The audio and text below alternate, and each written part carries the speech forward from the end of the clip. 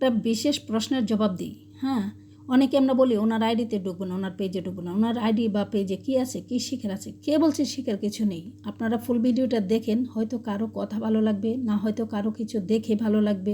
শিখার অনেক কিছুই আছে। আপনারা যদি ফুল ভিডিও কারোটা না দেখেন তাহলে শিখবেন কী করে, বুঝবেন কী করে? যেমনটা হয় আমাদের বেলাও। আমাদের থিম কিন্তু একটাই, হয় ভালো কিছু শিখাবো, না হয় ভালো কিছু নিজে শিখবো। আজকে দেখেন যারা বড় বড় ইউজার হয়েছে তাদের মধ্যে নিশ্চয়ই এমন কোনো গুণ ছিল বা এমন কোনো পারফেক্ট বিষয় ছিল যে তারা বুঝতে পারছে, শিখাতে পারছে, দিতে পারছে। এই জন্যই তো তারা এত দূর পর্যন্ত যাইতে পারছে। যেমন ধরেন আমি যে রান্নাটা করতেছি, এটা যদি কারো দেখে ভালো লাগে সে রান্না করে খাবে, হয়তো সে আমার রান্নাটা ভালোবাসবে, না হয় আমার কথাটা ভালোবাসবে। দুইটার একটা তো হবেই। তাহলে ভালো কিছু নাই বা শিখার কিছু নাই কে বলছে?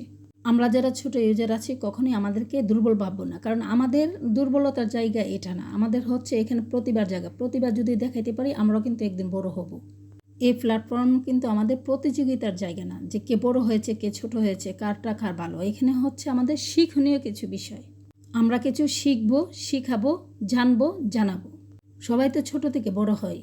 মেন কথা হচ্ছে কি, ভাইরালের নেশায় আমাদের মন ছোট হয়ে যায়, এই জন্য কিন্তু আমরা আগাইতে পারতেছি না। ধরে নেবেন যে আমিও একদিন বড় কিছু হব, সেই শক্তিটা যদি মনের ভিতরে রাখেন তাহলে ইনশাল্লাহ সফলতা আসবেই।